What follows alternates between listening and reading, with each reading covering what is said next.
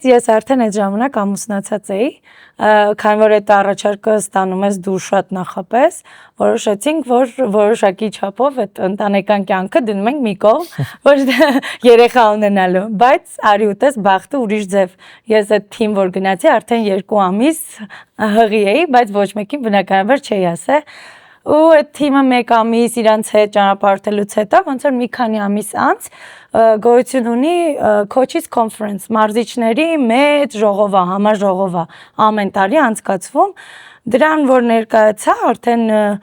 ընդեղի այդ գլխավորը ITF-ի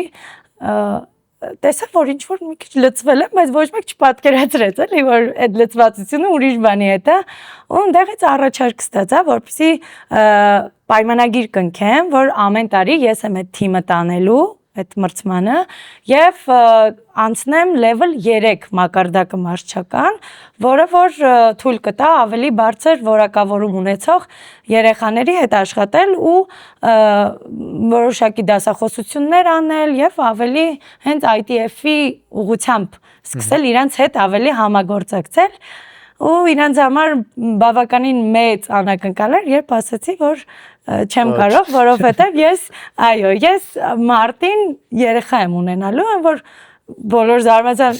ինչ երեխա, բան ասացի, այո, դե այդ ընթացքում էլ արդեն բոլորը ապշել էին, որ ոնց մի հատ չես էլ ասա, ասացի, դե իմ կարծիքով դա պրոֆեսիոնալիզմ չէր լինի, որ ես ասեի ու դուք սկսեիք անհանգստանալ իմ մասին եւ ոչ թե ձեր ոնց որ խաղացողների ու այդպես ամեն ինչ երեխայի ծնունդից հետո ես թողեցի 10 տարի որոշեցի, որ ես լինելու եմ մայր, լինելու եմ ու այդ ընթացքում նշեմ, որ այբ դպրոց ընդունվեցի աշխատանքի, որպեսզի ունենամ ստաբիլ աշխատանք, մի քանի ժամով գնամ, ոնց որ աշխատեմ ու գամ իմ երեխաների հետ լինեմ, որովհետև թենիսի մարզիչ լինելով դու գիտես, որ քո ժամանակը քոնը չի, դու անընդհատ պիտի քո աշակերտների եւ մրցումների մեջ լինես։